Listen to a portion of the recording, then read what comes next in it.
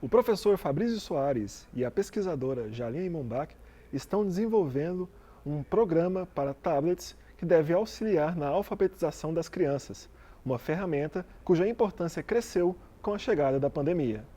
Qual que é a origem, o conceito por trás dessa ferramenta de alfabetização? De onde veio essa ideia? Teve um grande programa no Brasil, que foi o PENAIC, né, para alfabetização, e ele foi nacional, e nesse programa as prefeituras faziam acompanhamento do projeto com os professores. Muitas solicitavam dos professores um registro, um relatório individual dos alunos, que tem uma classificação. E aí eu já era professora do Instituto Federal, e nós recebemos essa demanda de alguns professores de uma escola rural, que eles estavam tendo bastante dificuldade em fazer essa avaliação contínua com os estudantes, e aí eles nos explicaram, então, todo esse contexto da alfabetização, né? Então, tem várias teorias que indicam fases. Conforme o que a criança escreve, o professor pode classificar em um nível ou em uma fase. Isso se torna super importante no planejamento do professor, né? Porque ele consegue acompanhar a turma, ter uma noção e ajuda a criança individualmente a passar aquela fase, né? A compreender melhor o sistema da escrita. A criança passa por fases, o professor realiza um teste. Esse teste ele é individual, normalmente é um ditado, pede para a criança escrever algumas palavras e depois ele precisa avaliar como que a criança escreveu e classifica isso. Então, o que a gente está propondo, né? Uma ferramenta que facilite essa aplicação do teste para o professor.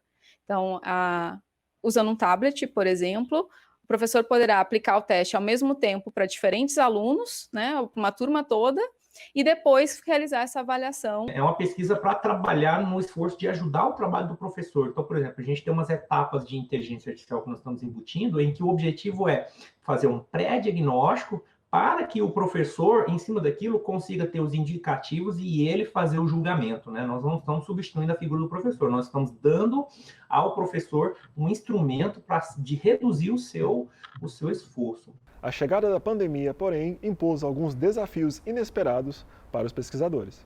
O principal problema que a gente teve com a crise foi a realização dos nossos experimentos, né? Porque a gente precisa validar isso com as crianças e com os professores. O problema é que agora a gente está longe delas e a gente precisava muito disso. Então, provavelmente, a gente vai ter que estender o nosso prazo com o Comitê de Ética, inclusive para poder prorrogar esses experimentos que eram para ser no ano de 2020, para empurrar isso para 2021, porque a gente não está nem tendo ambiente de sala de aula ainda, né? Nós não tínhamos previsto a participação dos pais e responsáveis, né, nessa tecnologia. Nós estávamos muito preocupados com professores e crianças.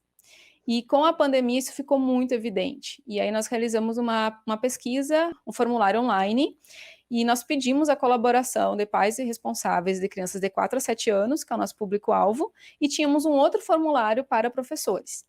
E o que dá para dizer, assim, que foi bem observado é que os dois públicos, eles indicam a falta de ferramentas, né, que apoiem de fato, porque a criança, quando ela está no celular do pai ou no tablet, ela acaba tendo acesso a outros aplicativos, né, a jogos, a mensagens instantâneas, etc., porque a gente não tem um ambiente seguro, propício para desenvolver um ensino remoto com crianças tão pequenas, até porque isso não é previsto na nossa legislação, né?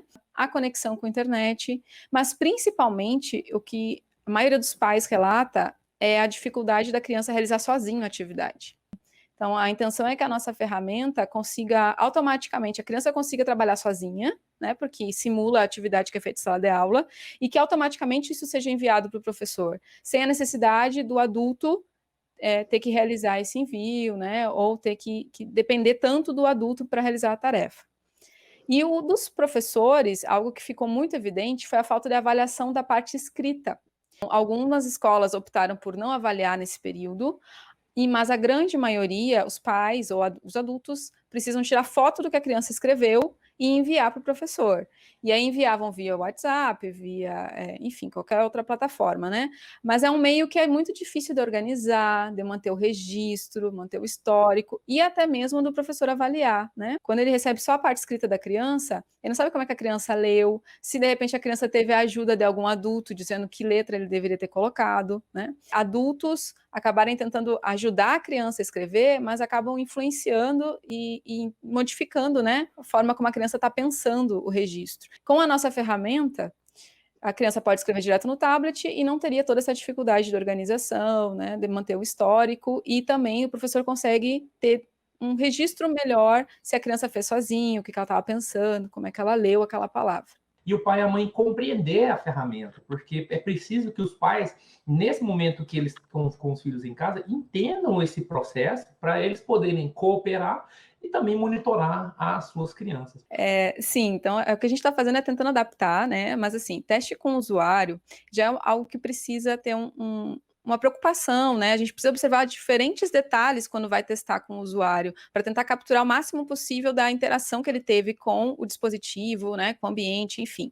E aí, quando a gente fala do público infantil, isso acaba ficando mais desafiador, né? Porque a gente testar um aplicativo infantil por testes remotos, a gente precisa realmente montar esse protocolo, tentando observar o máximo possível de detalhes para capturar a experiência que a criança teve, né? Porque quando a gente faz o teste com o usuário, a gente não quer saber se o usuário conseguiu ou não, a gente não está avaliando a pessoa, né, ou a criança. O que a gente quer avaliar é a interação com a aplicação, a interação com o dispositivo. Se a nossa interface, né, gráfica está intuitiva o suficiente para a criança usar sozinha, por exemplo. Mas a gente realmente está pensando em adiar, né, e para tentar, nem que seja poucos, mas testes presenciais no próximo ano, depois que passar essa fase da pandemia.